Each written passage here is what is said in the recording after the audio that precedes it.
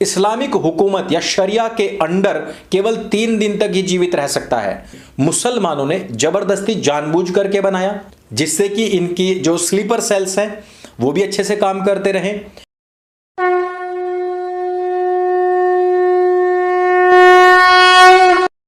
नमस्ते दोस्तों, आप सबका एक बार फिर से स्वागत है आपके अपने YouTube चैनल सत्य सनातन में। हिजाब रॉ, जिसके नाम से हमने खूब कहानियां सुनी, बहुत सारे लड़कों के ऊपर हमले हुए, कुछ की हत्या भी हुई जिसमें कि हर्षा भाई भी थे। लगातार जैसे सीरियल किलिंग हुआ करती है, हिंदुओं की हत्याएं हुई और मुस्लिम लड़कियों ने इस मामले को बड़ा तूल दिया। देवबंद से लेकर के विश्व भर तक के मुसलमानों ने कहा कि अब देखना किस प्रकार से जो मुस्लिम महिलाएं अपने अधिकार की लड़ाई लड़ेंगी। ओवैसी, जिसको एक सीट भी इन 5 राज्यों में प्राप्त नहीं हुई, वो भी कह रहा था कि एक दिन देख लेना हिजाबी लड़की इस देश की प्रधानमंत्री बनेगी। उस पर हाई कोर्ट का फैसला आ गया है। लेकिन इस पर हम चर्चा करें और इसके वृहद स्वरूप को जानें, उससे पहले एक छोटी सी बात मैं आपको बता दूं कि आप लोगों की मेहनत आखिरकार सफल हुई। भारतीय जनता पार्टी के 4 राज्यों में जहां जहां पर जीत हुई थी, वहां के भावी मुख्यमंत्रियों ने, क्योंकि शपथ अभी तक हुई नहीं है, उन्होंने आदेश दे दिए हैं कि त्रिपुरा, उत्तर प्रदेश, उत्तराखंड और गोवा, यहां पर द कश्मीर फाइल्स पूरी तरीके से टैक्स फ्री होगी।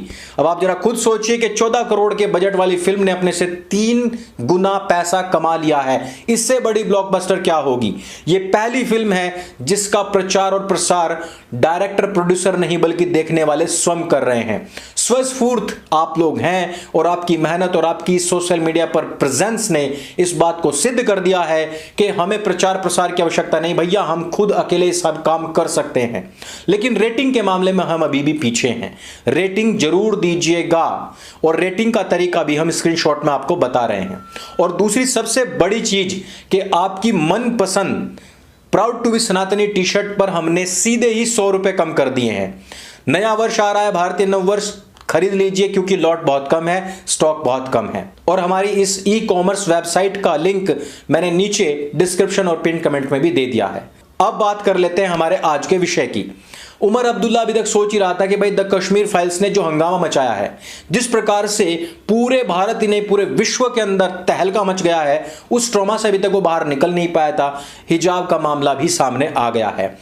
कुछ दिनों पहले हमने देखा था किस प्रकार से कर्नाटक में हिजाब नहीं, हिजाब को भूल जाइए, काला टेंट, पूरी की पूरी त्रिपाल ओढ़ करके स्कूलों में लड़कियों ने घुसने का प्रयास किया था। नाम इसको हिजाब का दिया गया था, लेकिन अधिकार की रक्षा किसके लिए लड़ रहे थे ये? बुर्के की। और बुर्का क्या है? वो है इस्लामिक घोर पैट्रियार्की, जिसमें कि महिलाओं को एक टॉफी की तरह माना जाता है कि अगर ये खुल गई तो इसके ऊपर मक्खियां, और वो भी ज्यादातर हिंदू रूपी जो लड़के हैं, वो सारे के सारे भिन भिना जाएंगे और इनको खा जाएंगे। फिर बताओ एक मोमिन की 4 बीवियां कैसे बचेंगी। लेकिन उनको यह नहीं पता है कि इस बुर्के की आड़ में कितनी चोरियां भी होती हैं और बुर्के की आड़ में बहुत सारे आतंकवादी जो लिपस्टिक आदि लगा करके, मस्कारा आदि लगा करके जो आतंकवादी गतिविधियों को अंजाम देते हैं। अर्थात यह भी कहा जा सकता है कि जो बुर्के के अंदर यहां इस धरती की जो इस्लामिक हूरे हैं वो छिप करके आतंकवादी हमला भी करती हैं। बहुत सारी महिलाओं ने बुर्के में ही दूसरे लोगों पर चाकुओं से भी वार किए थे। यही नहीं, इस पूरे के पूरे हंगामे में हिंदू लड़कों की भी हत्याएं हुई थी। यही नहीं, जिस लड़की ने इस हंगामे को तूल दिया था उसको कोई आईफोन दे रहा है, कोई मेकअप की किट दे रहा है। लेकिन बात यह समझ नहीं आई कि भैया जब उसने रहना ही काले टेंट के नीचे, लबादे के नीचे है, तो आईफोन का और उस मेकअप किट का करेगी क्या। और बात सिर्फ हिजाब की या बुर्के की नहीं थी, बात यह थी कि पहले हिजाब बाद में किताब। और किताब इनकी कौन सी है? किताबे हवा हवाई। और किताबे हवा हवाई शरिया को सपोर्ट करती है। और शरिया क्या है? वो है कि गैर मुसलमान लोग इस्लामिक हुकूमत या शरिया के अंडर केवल 3 दिन तक ही जीवित रह सकता है। उसके बाद में या तो उसको भारी भरकम टैक्स दे करके अपनी जान बचानी पड़ेगी, या तो कन्वर्ट होना पड़ेगा, या तो मरना पड़ेगा। और यही चीज कश्मीर में भी हुई थी। जब वहां से रलीव गलीव चलीव का नारा दिया गया और हिंदुओं को वहां से भगाया गया था, वही शरिया था। अब आप लोगों को स्पष्ट हो गया होगा कि जो कश्मीर में 90s में हुआ वो पूरे भारतवर्ष में लागू करने हेतु इन लड़कियों का ये पहला स्टेप था, पहला प्रोपेगेंडा था। और इससे पहले भी इन हिजाबी लड़कियों ने, इन बुर्काधारियों ने, त्रिपालधारियों ने दिल्ली के अंदर ये दंगा कर लिया था। अब कुछ लोग कहेंगे कि भैया स्टूडेंट्स हैं, स्टूडेंट्स इतना बड़ा कांड कैसे कर सकते हैं? तो मैं आपको बता दूं कि तालिब कौन होता है? तालिब होता है जो मदरसा का छात्र होता है। तालिबान उनका एक गिरोह होता है। तालिबान ने शरियाई हुकूमत कहां पर स्थापित की? अभी अफगानिस्तान में। आपने भी देखा कि जितने मॉडरेट मुसलमान भी थे वो भी उनसे बच करके भागना चाहते थे, जहाज के पहियों पर लटक लटक करके भागना चाहते थे। भले ही बेचारे होंगे मॉडरेट, किसी भी वजह से, हो सकता है टीवी देख करके, अमेरिका के प्रभाव में, बट है तो मदरसा छाप ही ना। तो अब उन्हें लगा कि भैया पहिए पर हम लटक जाएंगे तो बच जाएंगे, लेकिन वो भी आपने देखा था कि किस प्रकार जहाज से टपक टपक करके लोग मरे थे। वो वीडियो हम नहीं दिखाएंगे, सिर्फ स्क्रीनशॉट यहां पर लगा देंगे। तो आप ये मत सोचिए कि वो स्टूडेंट्स हैं या कुछ हैं।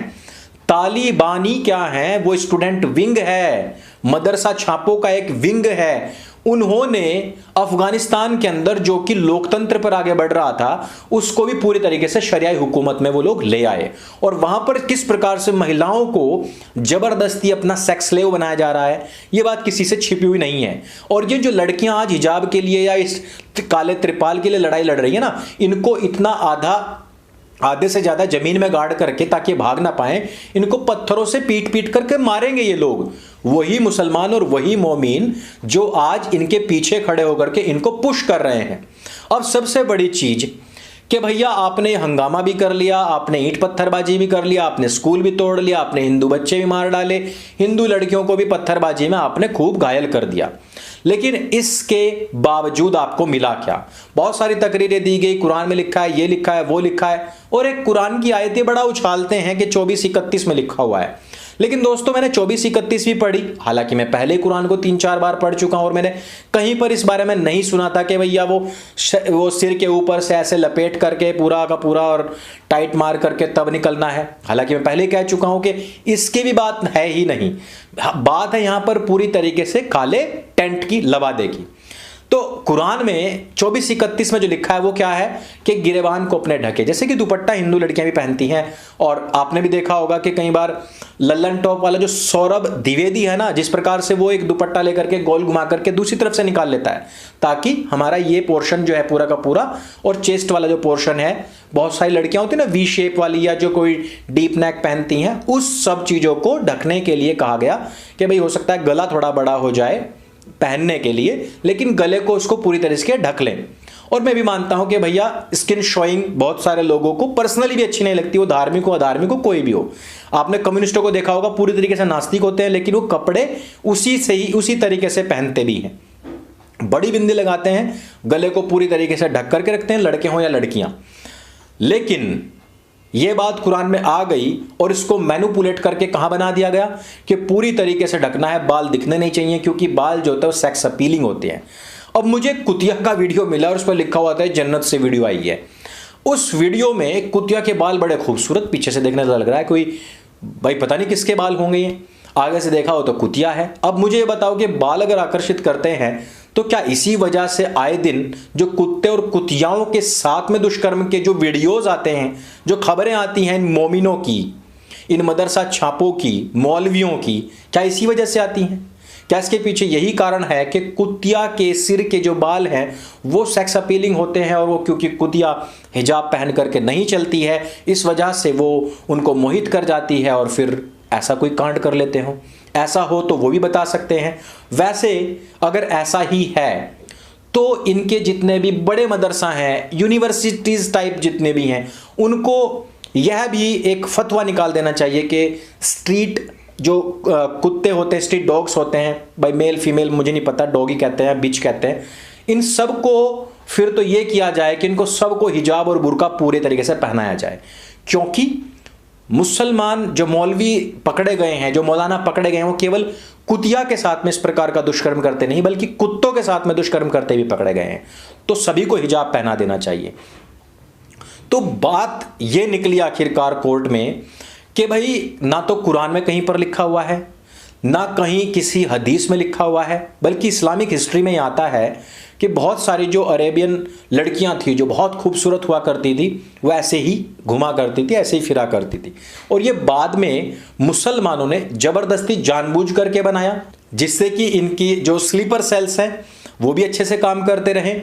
कहीं आतंकवादी घटनाओं को कहीं पर अंजाम देना हो तो उसमें पुरुष भी चला जाए, कहीं पर क्योंकि इन लोगों की जो एक इन्वॉल्वमेंट है, जो सेक्स वर्कर्स होती हैं उनमें भी काफ़ी ज़्यादा होता है, तो आने जाने में किसी को पता ही ना लगे भैया कौन आ रही है, कौन जा रही है, कौन उस टाइम पर वहाँ थी, कौन इस टाइम पर यहाँ है, तो इस तरीके की भी चीज़ें ना पता लगे।